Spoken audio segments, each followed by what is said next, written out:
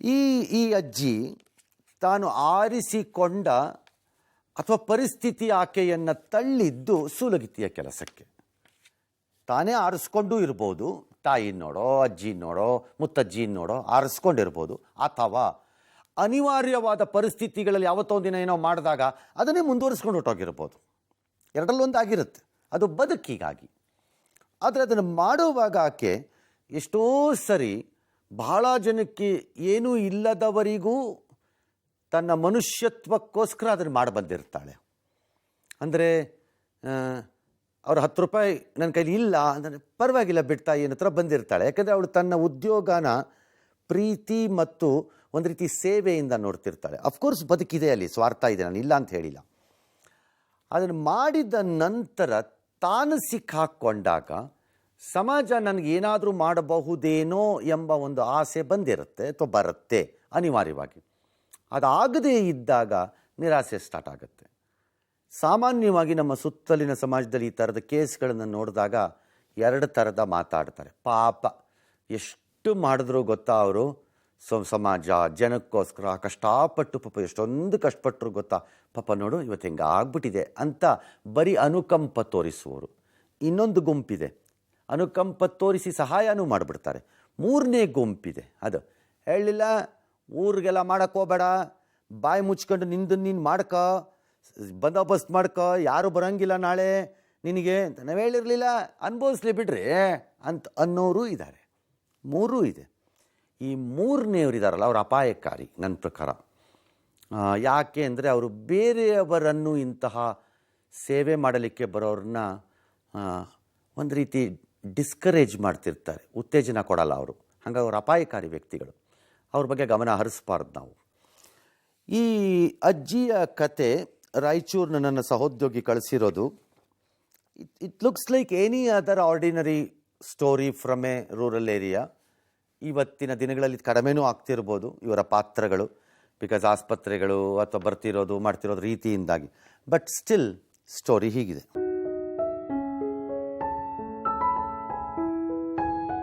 ರಾಯಚೂರಿನ ಸಿಂಧನೂರು ನಗರದ ಸುಕಾಲಪೇಟೆ ಬಡಾವಣೆಯಲ್ಲಿ ವಾಸವಾಗಿರುವಂತಹ ಈ ಅಜ್ಜಿಯ ಹೆಸರು ಗಂಗಮ್ಮ.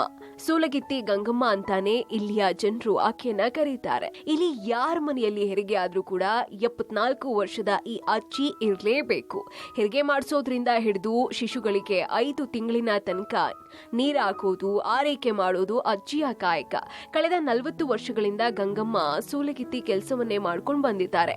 ಇಲ್ಲಿ ತನಕ ಸುಮಾರು 2000 ಹೆರಿಗೆಗಳನ್ನ ಮಾಡಿಸಿದ್ದಾರೆ. ಇತ್ತೀಚಿನ ವರ್ಷಗಳಲ್ಲಿ ಆಸ್ಪತ್ರೆಯಲ್ಲಿ ಹೆರಿಗೆ ಆಗ್ತಾ ಇರೋದ್ರಿಂದ ಶಿಶು ಆರೈಕೆ ಕೆಲಸವನ್ನ ಮಾತ್ರ ಮಾಡ್ತಿದ್ದಾರೆ. ಬೆಳಿಗ್ಗೆ ಸಂಜೆ ಮನೆಗಳಿಗೆ ತೆರಳಿ ಮಕ್ಕಳಿಗೆ ನೀರು ಹಾಕ್ತಾರೆ. ಮನೆಯವರು ಕೊಡುವಂತಹ ಒಂದು ಸೀರೆ, ಊಟ ಮಾತ್ರ ಇವರ ಫೀಸು. ಹೀಗಾಗಿ ಗಂಗಮ್ಮ ತನಗೆ ಅಂತ ಏನನ್ನೂ ಕೂಡಿಟ್ಕೊಂಡಿಲ್ಲ. ಚಿಕ್ಕ ವಯಸ್ಸಿನಲ್ಲೇ ತಂದೆ ತಾಯಿ ಕಳ್ಕೊಂಡು ತಮ್ಮ ತಂಗಿಯನ್ನ ಸಾಕಿ ಬೆಳೆಸುತ್ತಾರೆ. ಇನ್ನು ಬಾಲ್ಯ ವಿವಾಹವಾಗಿದ್ದಂತಹ ಗಂಗಮ್ಮ ಮದುವೆಯಾಗಿ ಕೆಲವೇ ವರ್ಷದಲ್ಲಿ ಗಂಡನು ದೂರವಾಗಿದ್ದಾನೆ. ಇಷ್ಟು ವರ್ಷ ಒಂಟಿ ಜೀವನ ಸಾಗಿಸಿದಂತಹ ಅಜ್ಜಿ ಗಂಗಮ್ಮ ಈಗ ಬದುಕು ಸಾಗಿಸೋದಿಕ್ಕೆ ಕಷ್ಟಪಡ್ತಿದ್ದಾಳೆ.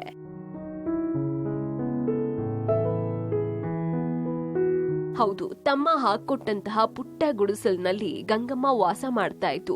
ಗುಡಿಸಲು ಸಹ ಈಗ ಮಳೆ ಬಂದಾಗ್ಲೆಲ್ಲ ಸೋರ್ತಾ ಇದೆ. ಶೌಚಾಲಯವಿಲ್ಲದೆ ಅಜ್ಜಿ ಪ್ರತಿನಿತ್ಯ ಕಷ್ಟಪಡ್ತಿದ್ದಾಳೆ. ವಯೋಸಹಜವಾಗಿ ಮಧುಮೇಹದಿಂದ ಬಳಲ್ತಾ ಇದ್ದಾಳೆ. ಕಾಯಿಲೆಯಿಂದಾಗಿಯೇ ಕಾಲಿನ ಒಂದು ಬೆರಳನ್ನು ಕೂಡ ಕಳ್ಕೊಂಡ್ಬಿಟ್ಟಿದ್ದಾಳೆ. ಇನ್ನು ವೃದ್ಧಾಪ್ಯ ವೇತನ ಬಿಟ್ರೆ ಬೇರೆ ಯಾವ ಆದಾಯದ ಮೂಲ ಇಲ್ಲದೆ ಔಷಧಿಗಾಗಿ ಪರಿತಪಿಸ್ತಾ ಇದ್ದಾಳೆ. ಆದ್ರೂ ತನ್ನ ಕಾಯಕವನ್ನ ಮಾತ್ರ ಬಿಟ್ಟಿಲ್ಲ. ಯಾರ ಬಳಿಯೂ ಕೈ ಚಾಚದೆ ತನ್ನ ಕಾಯಕವನ್ನ ಮುಂದುವರಿಸುತ್ತಾಳೆ.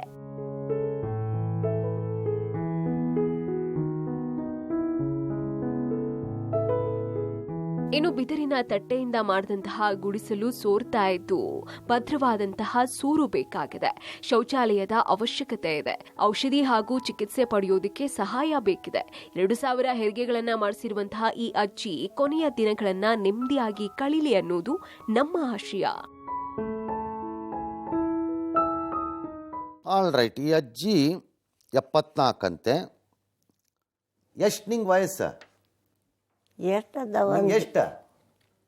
ಏನ್ರಿ ನಿಂಗೆ ವಯಸ್ಸು ಎಷ್ಟ? ಎಷ್ಟದವನ್ರಿ ನನಗೆ ಗೊತ್ತಿಲ್ರಿ, ಅರ್ಥ ಆಗ್ಯಲ್ಲ. ಗೊತ್ತಿಲ್ಲ? ಎಷ್ಟಾಗ್ಯಾವ? 50-60 ಆಗ್ಯಾವ ಹೆಂಗನ್ರಿ? ಹಾಂ ಕೈಕಾಲು ಗಟ್ಟಿ ಐತೆ ನಿಂಗೆ? ಅಯ್ಯ ಕೈ ಕಾಲು ಗಟ್ಟಿರಿ ಇಷ್ಟು ಜನ ಬೇಸ್ ಮಾಡಿದ್ರಿ ಉಂಡೆ ಅಲ್ಲ ಸಾಯಿ ತಿರುಗಾಡ್ತಿದ್ದೆ. ಈ ಕಾಲು ಬ್ಯಾದ ಆದಾಗದಂತ ಪೂರ ಮುಗ್ಗಲಾಗ್ಬಿಟ್ಟೆ. ನೀನು ಈ ಕೆಲಸ ಯಾಕೆ ಸ್ಟಾರ್ಟ್ ಮಾಡ್ಕೊಂಡು ಹೆರಿಗೆ ಮಾಡಿಸೋದು? ಯಾರಿಗೆ ಮಾಡ್ತೀನಿ, ಹೆಂಗೆ ಬಂತದ? ಯಾಕೆ ಮಾಡ್ದಿ ನೀನು? ಮನ್ಯಾಗ ತಾಯಿ ಮಾಡ್ತಿದ್ದೆ, ತಾಯಿ ನೋಡಿ ನಾನು ಕಲ್ತೀನಿ. ಹ್ಞೂ ರೀ, ಹಿಂಗ ಮಾಡಿ ಕಲ್ತು. ಶಾಲಿಗೆ ಹೋಗಿಲ್ಲ ನೀನು? ಯಾವ ಸಾಲ ರೀ, ಯಾವ ಸಾಲ ಇದ್ದಿಲ್ಲ ಏನಿದ್ದಲ್ರಿ. ಅವಾಗ ನಾವು ಎಡ್ಕ ಬಲ್ಕ ಮಂದಿ ಮಕ್ಕಳು ನೋಡ್ತಾರ್ರಿ ಅಪ್ಪನವ್ರ. ನೀವೊಂದು ತಂದೆ ತಾಯಿಗೆನ ಎತ್ತಿದ್ರಿ. ನಿಮ್ಮ ಯಜಮಾನ ಬಿಟ್ಟನ್ರಿ, ಮಕ್ಕಳೆಲ್ಲ ಮರಿಯಲ್ಲ, ಯಾವ್ಯಾವ ಇಲ್ರಿ. ಬಿಟ್ನವ? ಹ್ಞೂ ಎಲ್ಲೋದವ?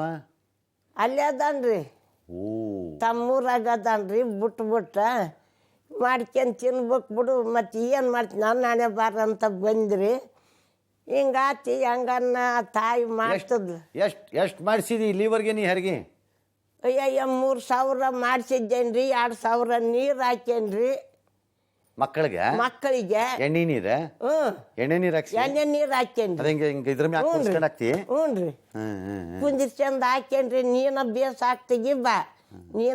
ಎಷ್ಟು ಕೊಡ್ತಾರ ರೊಕ್ಕ ಮಂದಿ ನಿಂಗೆ ಅದಕ್ಕೆ? ಯಾರ ರೊಕ್ಕ ಇಸ್ಗಂಜಿಲ್ರಿ. ಒಬ್ರು ಬಾಡೋರು ಇರ್ತಾರ, ಒಬ್ರು ಇದ್ದವ್ರು ಇರ್ತಾರ. ಏನ 150 ಕೊಡ್ತಾರ್ರಿ. ಅದ ಚೀಲಡಿಕೆಗೆ ಚಾವ್ಕ ಮತ್ತೆ ಮಾಚಿ ಅಂತೀರಿ. 74 ಇದ್ದವ್ರಿ. ಚಲೋ ಆತ. ಈ ಕಾಲು ಹಿಂಗಾಗಿ ಬೆಂಗಳೂರಿಗೆ ಯಾವತ್ತಾರ ಬಂದಿದ್ದೇನೆ?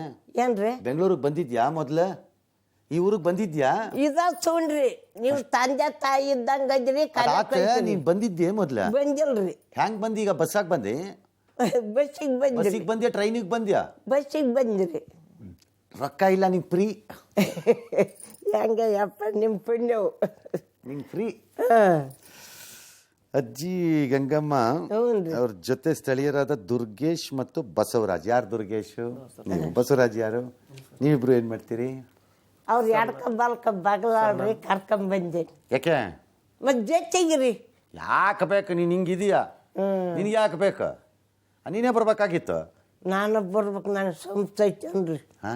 ನನಗೆ ಬರೋಕ ದಾರಿ ಅಲ್ಲೇ ಬರೋದು ಹಾಕ್ರಿ, ಇಲ್ಲಿ ಬರೋದು ಆತಂದ್ರಿ. ಕೇಳ್ಬೇಕಾಗಿತ್ತು ರಂಗನಾಥ್ ಅವ್ರ ಆಫೀಸ್ ಎಲ್ಲೈತಿ ಅಂತ. ರಂಗನಾಥ್ ಅವ್ರ ಆಫೀಸ್ ತೋರಿಸ್ರಿ ಅಂದ್ರೆ ತೋರಿಸಿರೋರು. ನಮ್ಗೆ ಯಾರು ತೋರಿಸ್ರಿ? ತೋರ್ಸಂಗಿಲ್ಲ ಮಂದಿ, ಸರಿ ಇಲ್ಲ ಮಂದಿ. ಹ್ಞೂ ರೀ. ಓಲಿ ಬಿಡು, ಕರ್ಕೊಂಬಂದಿದೀಯಲ್ಲ. ಬಂದಾರಿ, ಕರ್ಕೊಂಬಂದಾರ. ಕಲ್ತಾನ ಮಾಡ್ತೀನಿ ಸರ್. 1-2 ಎಕರೆ ಗುದ್ದಿ ಹೊರ ಮಾಡ್ತೀನಿ ಸರ್. ಕೂಲಿ ಕೆಲಸ ಮಾಡ್ತೀನಿ ಸರ್. ಎಲ್ಲಿ? ಅಲ್ಲಿ ಊರಲ್ಲಿ? ಸರ್. ನೀವಿಬ್ರು ಲೋಕಲ್? ಅಲ್ಲಿ ಲೋಕಲ್ ಸರ್. ನೀವು ಯಾಕೆ ಇರ್ಕಂಡ್ರಿ ಅಜ್ಜಿಗೆ? ನಿಮ್ಮ ಮನ್ಯಾಗ ಮಗು ಕರ್ಸಿ ನೀರು ಹಾಕ್ಸಿದ್ರೇನೆ? ಇಲ್ಲ ಸರ್, ನಮ್ಮ ರಿಲೇಷನ್ ಆಗ್ಬೇಕು ಸರ್.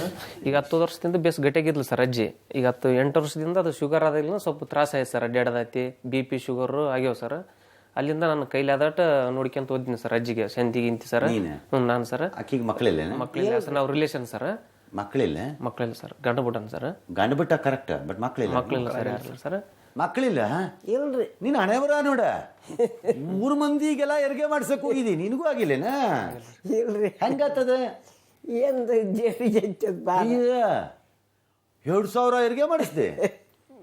ನಿಂಗೆ ಮಕ್ಕಳಿಲ್ಲ? ಇಲ್ರಿ. ಅಪ್ಪನ ಮನೆಗೆ ಮಗನ ಮನೆಗೆ ಓದ್ತಂದ್ರಿ. 150 ಕೊಟ್ಟು ಮುಜಕ್ಕೆ ಚಾ ಕುಡಿ ಅಂತ 500 ಕೊಟ್ಟಾನ, 200 ಕೊಟ್ಟಾನ್ರಿ. ಅವ್ರಿಂದ ಬದುಕೇನ್ರಿ ನಾನು. ಅವರಿಬ್ರ? ಹಾಂ. ನಮ್ಮ ತಂಗಿ ಮಕ್ಕಳಿಗೆ ನಮ್ಮ ಎಲ್ಲರಿಗೆ ಅಮ್ಮನೇ ಹೆರಿಗೆ ಮಾಡಿಸ್ಯಾರ. ಹೌದಾ? ಮನೆಗೆ ಯಾವಾಗಲೂ 2 ದಿನಕ್ಕೆ ಉಂಡೋಗು ತಿಂದೋಗು ಅಂತ ಮಗನಿಗೇನ ಎಷ್ಟು ತಂದನ್ರಿ. ಅತ್ತಾಗ ಹೋದ್ರೆ 100, ಇತ್ತಾಗ ಬಂದ್ರೆ 100 ಕೊಟ್ಗಂತ ಹೊಡ್ದು ಮಗ ನೋಡ್ಲಿಕ್ಕೆಲ್ಲ ಹಂಗೆ ನೋಡಿಕೊಂತ ಬರ್ತಾವ್ರಿ. ಪುಣ್ಯದಿಂದ ಬದುಕೇನ್ರಿ. ಇವಾಗ ಕುಂದ್ರಾಗ ಚಾಟ್ ಎಲ್ಲ ನಿಂತು. ಈಗ ನಮ್ಮ ಹುಡುಗರು ಹೇಳೋ ಪ್ರಕಾರ ನಿನ್ಗೆ 74.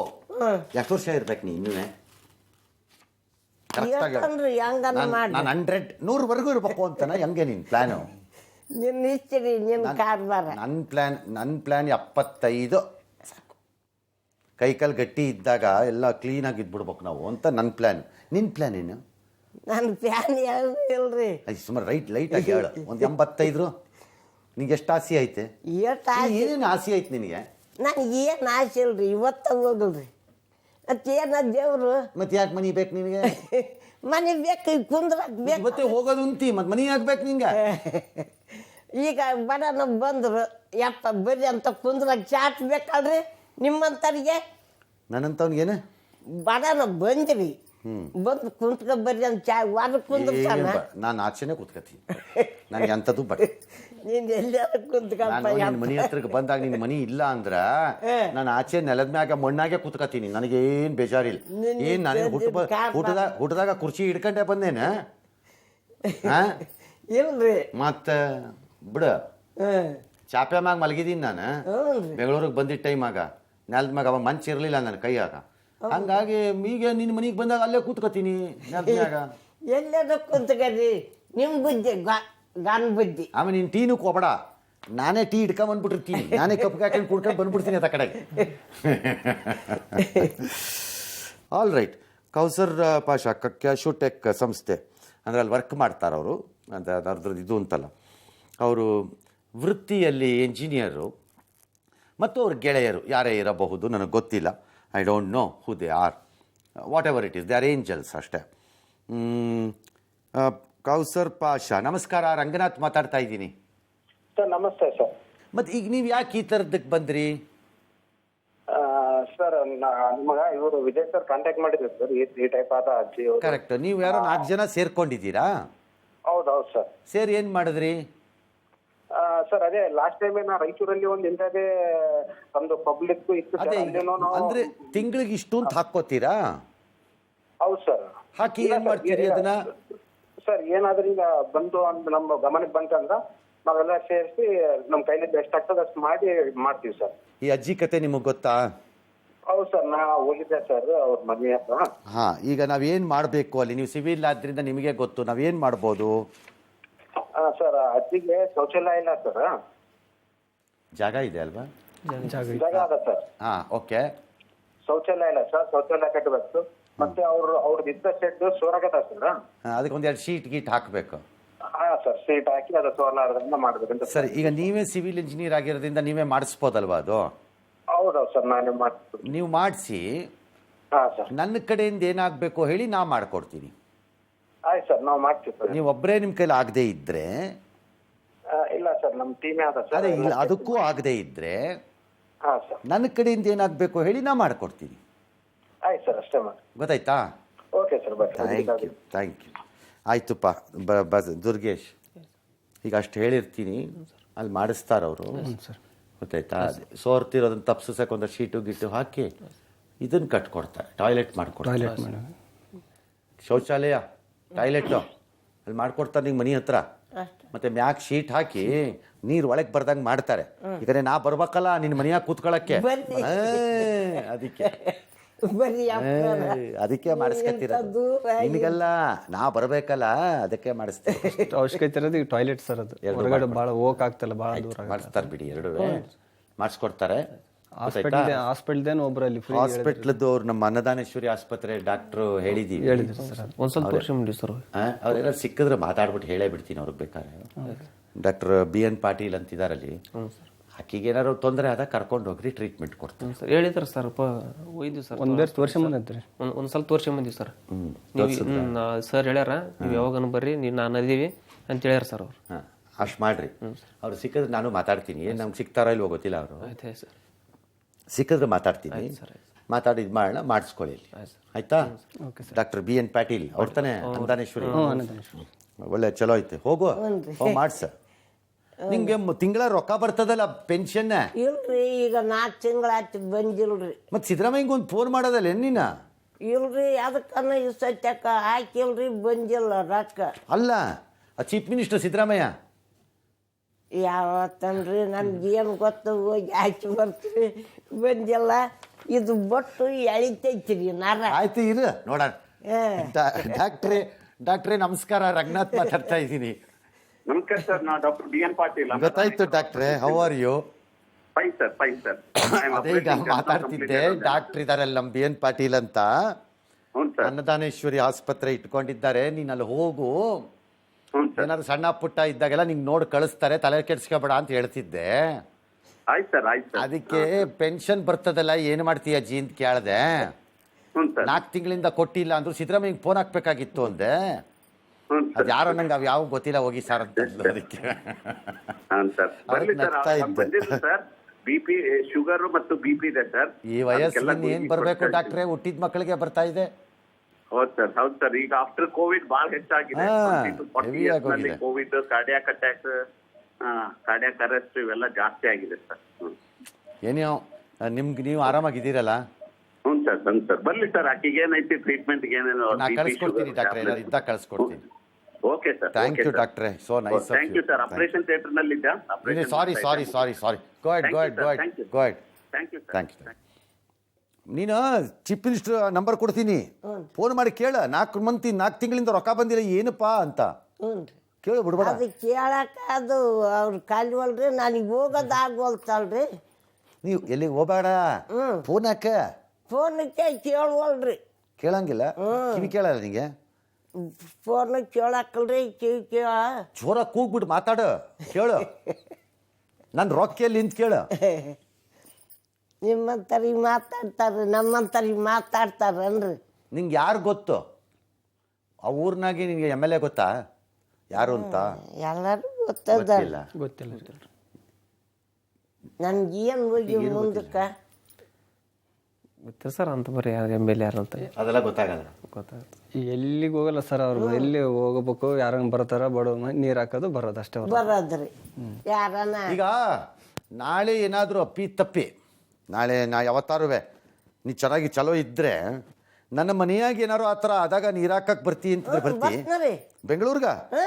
ಹೆಂಗ್ ಬರ್ತಿ? ಇಲ್ಲಿಂದ ಹಾಕಿ ಹೋತ್ರಿ. ಹೆಂಗ್ ಬರ್ತಿ? ಹೆಂಗ ನೀನು ಕರ್ಕೊಂಬಂದ್ರೆ ಬರ್ತೀನಿ, ಹಾಕಿ ಕಾರೇ ತರ್ಬೇಕಾ? ಆತತ್ತೀನಿ ಬಿಡು. ಆಯ್ತು. ಹಾಂ, ನಿನ್ನ ಕೈ ನೀರು ಹಾಕ್ಸಕ್ಕೆ ನಾನು ಸಿಂಧನೂರಿಂದ ಕಾರ್ ತರ್ಬೇಕು. ಏನು ಮಾಡಲಿ, ನನ್ನ ಕಾಲು ಬರ್ತದ್ರಿ. ಆಯ್ತು ಬಿಡು. ಓ, ಅದು ಕಾಸ್ಟ್ಲಿ ಎಷ್ಟು ನೀರು ಹಾಕೋದಾಯ್ತದೆ. ಇವ್ ಕಾರ್ ಇಲ್ಲಿಂದ ಕಳಿಸಿ ಕಾರ್ಸಿ ನಿನ್ಗೆ ನೀರು ಹಾಕ್ಸಿ ಕಳ್ಸಕ್ಕಿಲ್ಲಿ. ಆತು ಬಿಡು, ನೋಡೋಣ.